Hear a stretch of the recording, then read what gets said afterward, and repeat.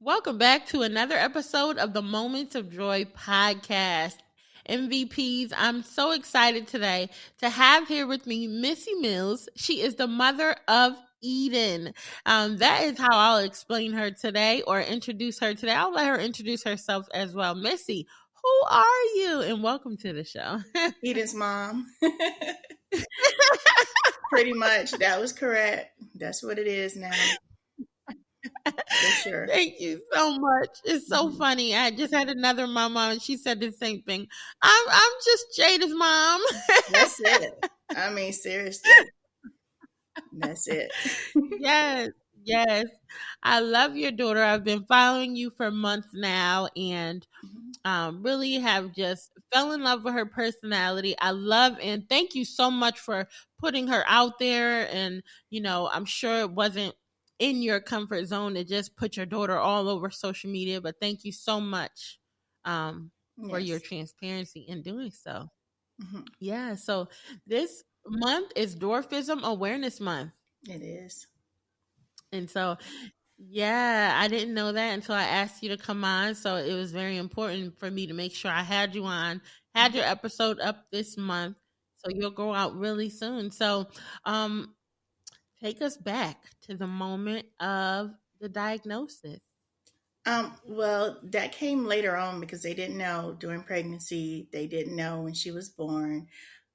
She didn't really have a lot of the features that would be present. But in hindsight, they should have known from other things during the pregnancy. So I think just where we were and the fact that it's rare, a lot of doctors don't right away know.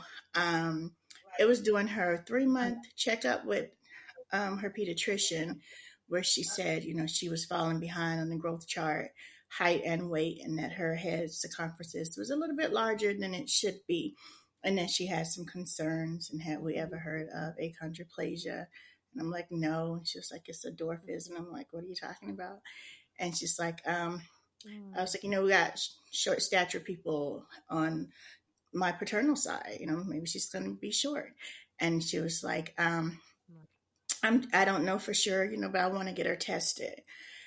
And I was like, okay, and that started the ball rolling. And she sent us to a neurologist first that ruled it out. He said no, he was like, no, she's just a little underweight. Take her home and feed her. I'm like, I am feeding her, but okay. Yeah. So we went to quite a few specialists because it was hard to get in with a geneticist right away. So she was sending us other places until she could get us in there, but they all said no. He looked at her head and he was like, this is what we look for. She doesn't have hydrocephalus. And usually that's a little bit of that is present. And he was like, no. He's like, tell her no. The next doctor said, tell her don't see you here again. Just pretty much put on a high calorie formula and move on with your life. But she wouldn't give up. She called a friend of hers that was a geneticist and asked, would he fit us in? And that was with her going on 5 months. He got us into his office and he took one look at her. He looked at her hand. I remember he said, she has starfish hands. She has dwarfism. Just like that. He was like, he was like, I'm thinking it's achondroplasia, but it could be a number of other ones that I would have to rule out. So he gave her an exam, sent us home, called us back in within a week. I remember because it was during a hurricane, Matthew. And he called us in and he told me that she had dwarfism. I was like, it was. So he knew right away. That's wow. Thank God for the persistence of that doctor. Yes. My goodness. When the doctor was being so persistent, did you feel angry with her? Or did you feel like doctor said it was nothing wrong? Why are you pushing? Yeah. Not only the doctor, but the specialist said there's nothing wrong. So you need to back off because you're just a pediatrician, so it kind of got like that. Right. And she was like, just do me a favor and go to one more doctor, and she had seen it before with another baby that was at the clinic at the time under another doctor's care. So she was pretty sure, wow. Yeah. And you taught me something here today because I thought dwarfism was just one thing, and there are many Yeah. different kinds. Oh yeah, so with 300, Okay. it's like some have not even Wow. been properly named because there's so many differences between them. With achondroplasia Mhm. being the most common one. Um, so, but yes, it's a lot of them. So Yeah, so she was diagnosed at 5 months. the 5 months. Hmm. Wow. So what was your state of mind in receiving that diagnosis in that doctor's office that day? It was a lot because a lot was going on already. So it was on top of that, and I hadn't finished healing from the other things just yet. So that was like piled on top of Mhm. everything, and it just felt like just way too heavy. And plus, I hadn't really shared with anybody but her godmother at the time. So it was this big thing of, what Wow. to do with all this information. Then they were throwing just everything at you at the time, all this information of what she wasn't going to be able to do, what she shouldn't do, how long it would take her to accomplish all these things. She could be 3 or 4 before she sets up a walk, just everything when you think you're just living this regular type of life, all of a sudden it's everything changes. And so it's just overwhelming for Mhm. the most part. Yeah. Yep. Like something you're Yeah. not familiar with, really never had any experience with. I met one person in my life with dwarfism, and it was when I was a child. So that wasn't a good experience. So it was a lot. Mhm. Yeah. You were terrified. Yeah, Yeah. terrified. I can't. Yeah. Yeah. Hmm. I think that feeling, no matter the diagnosis, is the same. Hmm. Amongst parents, they are Yes. just like, what. And when you received the diagnosis, was it met with, okay, here's what you do, here's where she should go, or was it just like, here's what she has, goodbye? The doctor, he was a really good doctor, but he was more concerned about eating in that moment, which I understood, and not okay with me being upset. He was like, hey, she's going to be okay. I'm going to walk you through this for the next 18 years. What's wrong with you? It's not a death That's sentence. So he didn't beautiful. understand. Yeah. So although, Mm, he was a good doctor for us in that moment, we weren't really connecting because I was feeling what I needed to right, feel in a moment, and he wanted me to feel different. Like, oh, just be accepting right, in that moment, and he wasn't getting it. right. Yeah, Hmm. Absolutely. yeah, And so, how long did it take you to actually open up and start to tell family members? Because this isn't something you can hide forever, because it's going to present itself either way. right. So, I reached out to a few people that I was close to within weeks. Others it took months, and finally, I just put it on Facebook. Like, here, this is what it is, um, and just put it out there because Hmm. it wasn't about being ashamed, but wanting to protect her, and that was Yes. more of what it was. Hmm. Hmm. So, Is it genetic or something that just happened? it was something that just happened. She's the first little person in our family. It's no Hmm. history on either side. Um, Hmm. that's it's with the within the genes. It's one of the genes that cannot hear that it needs to grow. Um, Hmm. and that's the issue of it. It just does not hear that you need to grow. And it's more to it than that because a lot of Right. people think it's just being small, but depending on the situation, like with Eden, she has a lot of doctor's appointments and things that we have to do to be proactive to make sure that she has the best quality life or whatever. So that's what I do. That's why I said I'm Eden's mom now. Hmm. Hmm. Yeah, which is beautiful. Thank you. Um, in a sense, people listening could take that as, wow, she doesn't have a life outside her daughter or her child, but I hear it as, she is your focus. She is your life. Yeah, You know, yeah, and that is your focus. You giving her the best quality right. And I had a life of life. before her, prior to her. So I'm enjoying Hmm. this part of the journey in my life because it's the only thing that I had not done was to be a mother. So, Yeah. other people may not understand it or get it, Oh, but this is okay for me. that's right. Hmm. Hmm. Is Eden an only child? She is for me. Yeah, she is. She does Hmm. have How siblings, old but is not for she me. today? Hmm. You say how Okay. old? How old is she today? 6. Mm-hmm. She's 6. 6. Hmm. Okay. So from her diagnosis to now, how did you move on? Was there like weekly services that she had to do? Any kind of therapies?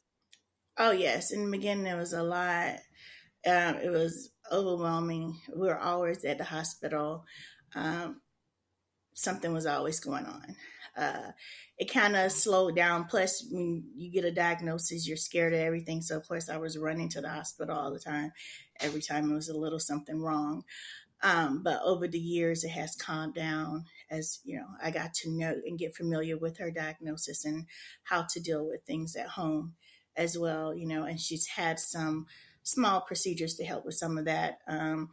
Like the ear infections and the sleep apnea and all of that. So she has some small procedures. The only major thing that is a concern is the kyphosis.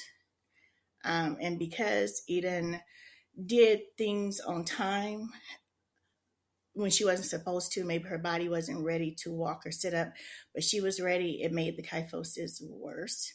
Whereas most kids Okay. with dwarfism, they have a little kyphosis, but when they start to walk, it curves in and almost go away where you can't see it. But Eden's never did. It got worse because she was doing way too much. So she does have a severe kyphosis, and that's curvature of the spine.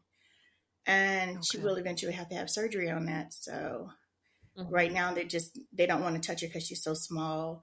So as long as there's no Hmm. symptoms that's causing her any trouble right now, they'll wait to do it. So. To me, what's so amazing while I'm listening to you talk is that, as parents raising children who are different, we can relate. Parents, if they're listening, or people who have no idea what the life is, maybe they just know from hearing, but never can relate to the load. So I know the load of what you have gone through for the past 6 years is heavy. Hmm. And the fact that you chose to still put that baby online and Hmm. give other people joy is, Yeah. to me, just so beautiful. Yeah. Like, everything that you're even describing, it's like, wow, like it just, I can't even understand, like, Hmm. because she gives and brings so much joy. She Every post does. is just so encouraging, She right? does. And And even it's with just the little amazing bit how of you flip negativity that. is worth it. Yeah. Mm-hmm. So. Mm-hmm. Yeah. The negativity is gonna be there online, right? Oh yeah. But the Hmm. flood in the majority of us, parents and just people who are supporters and lovers of little Eden, Hmm.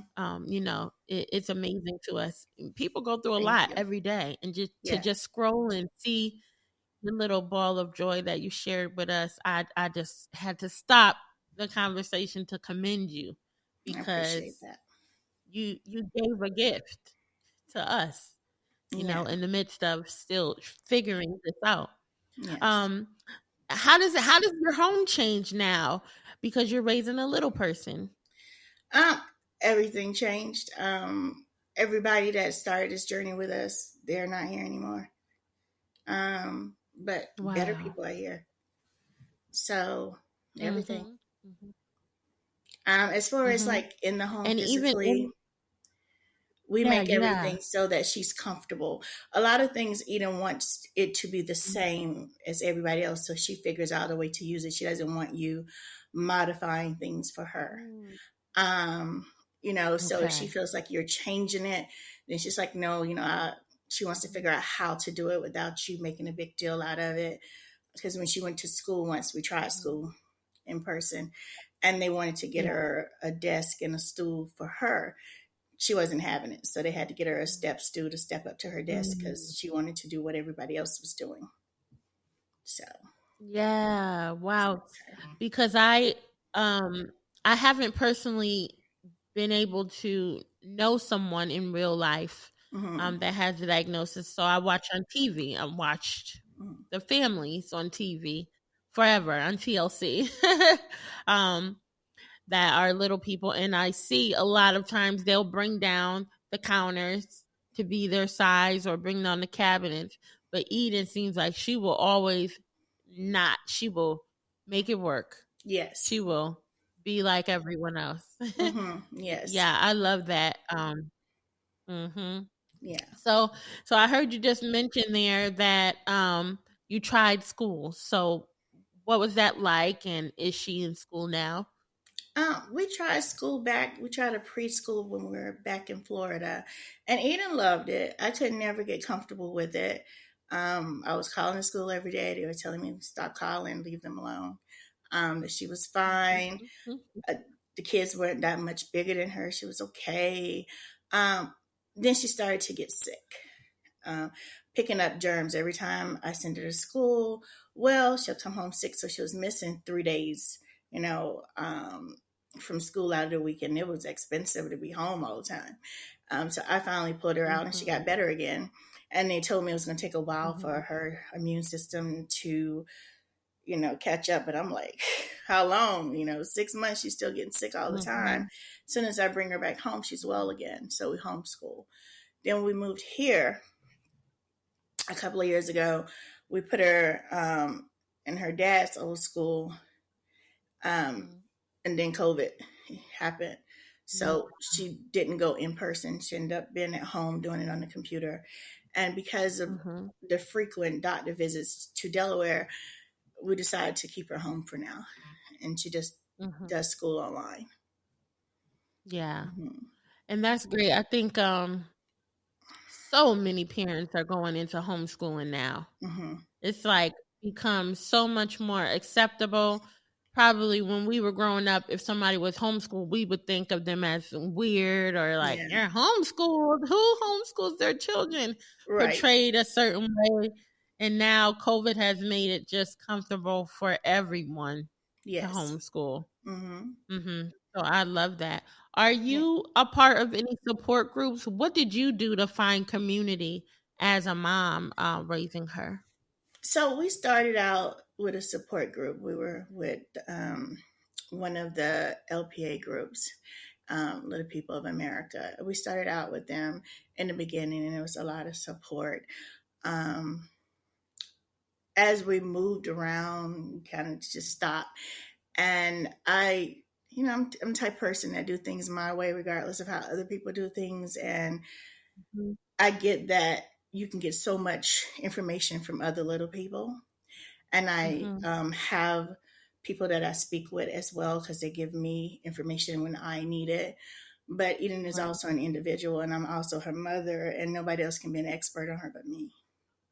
That's right. So that kind of puts me Mhm. over in the area alone, and that's Yeah. okay. And that's okay because I make Mhm. decisions for her that a lot of people may not agree with, and I'm Mhm. okay with that. So Yeah. we have our support system, Mhm. yeah, and because I speak of things that other people may be doing too, but they don't speak of them out of fear of being Mhm. judged by the people that are supporting them. Like we're in Right. she's in a study for Mhm. achondroplasia. And Okay. what I was telling you about the gene that doesn't hear it needs to grow, they're working on it hearing that it needs to grow. A lot of people don't Mhm. agree with it, of course. But Mhm. as I Mhm. explained to people, my child is perfect the way she is. I Yeah. Because I have her in this program doesn't mean that I don't love her as she is. It means that Right. if she was in a wheelchair and couldn't walk, and there was something I can do about her walking, I'm going to do it Mhm. if it's safe. Right. Right. So she's a part of this study, and a lot Mhm. of people don't like it, and I don't care. Yeah. It's That's right. right. It's for anything I can do to give her more independence. I'm not going to always be here to help her, and anything I Yeah. can, for it's for the independence. It ain't about the height. It's about better Mhm. bones. It's about her having less doctor visits. It's about Right. independence. And if she gets more Mhm. help, height, why not? Mhm. So Absolutely. yeah. So we don't Yeah. we don't have a group that we belong to, but I do have Right. supporters. Right. Yeah. Yeah, that's amazing. I'm glad you shared that. I had another mama whose daughter had Sanfilippo, and her daughter was a part of a study. So she talked about what a study is, and there's a group of doctors that are studying and looking for, things that will help better quality of life or a cure to something, and that's what she means when she says she had her daughter to be a part of this study, correct? Right. Hmm. Yeah. And so that is absolutely amazing, because then when there are other children that come along years later, you will have helped them. Right. Exactly. Yeah. And today is a lot better. We're in 2022, but there was a time in medicine where people would be a part of studies without permission.